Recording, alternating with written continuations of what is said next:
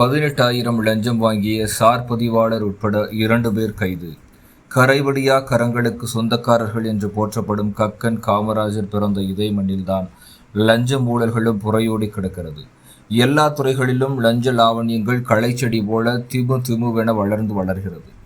ஆனால் அங்கொன்றும் இங்கொன்றும் சில விசசெடிகளை பிடிங்கத்தான் படுகிறது.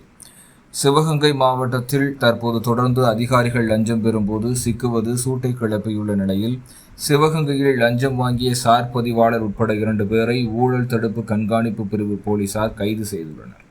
சிவகங்கை சார் பதிவாளர் அலுவலகம் சார் பதிவாளராக ஈஸ்வரன் வயது 53 என்பவர் பணியாற்றி வந்துள்ளார். இவரிடம் காளையார் கோவில் அருகே உள்ள கோலாந்தி என்ற கிராமத்தைச் சேர்ந்த அற்புதம் என்பவர் தனது ரூபாய் 5 லட்சம் மதிப்பிலான சொத்தில் பத்திர பிழை திருத்தம் செய்ய அணுகியுள்ளார். அப்பொழுது பத்திரப்பதிவு அலுவலகத்தில் யார் யாருக்கு எவ்வளவு பணம் கொடுக்க வேண்டும் என்று கணக்கிட்டு ரூபாய் 18,000 தேவை எனவும், அந்த தொகையை இடைத்தரகர் கண்ணன் என்பவரிடம் கொடுக்குமாறு சார் பதிவாளர் ஈஸ்வரன் கூறியுள்ளார். இது குறித்து அற்புதம் ஊழல் தடுப்பு கண்காணிப்பு பிரிவு போலீசாரிடம் வியாழக்கிழமை காலை புகார் அளித்துள்ளார்.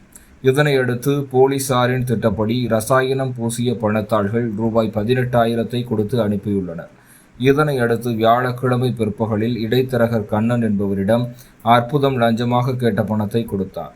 இதைத் தொடர்ந்து கண்ணன் தான் வாங்கிய லஞ்ச பணத்தை சார் பதிவாளர் ஈஸ்வரனிடம் கொடுத்த பொழுது அங்கு மறைந்திருந்த ஊழல் தடுப்பு கண்காணிப்பு பிரிவு துணை கண்காணிப்பாளர் ஜான் பிரிட்டோ தலைமையில் ஆய்வாளர் கண்ணன், ஏசுதாஸ், உதவி ஆய்வாளர் ராஜா முகமது ஆகியோர் கையும் களவுமாக பிடித்து ரசாயனம் தடவிய பணத்தை பறிமுதல் செய்ததுடன் இடைத்தரகர் கண்ணன், சார் பதிவாளர் ஈஸ்வரன் ஆகிய இருவரையும் கைது செய்தனர்.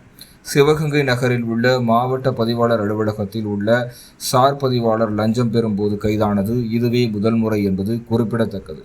இச்சம்பவம் சார் பதிவாளர் மற்றும் இடைத்தரகர் கைது செய்யப்பட்ட சம்பவம் இடைத்தரகர் மத்தியில் பெரும் அதிர்வலையை ஏற்படுத்தி உள்ளது.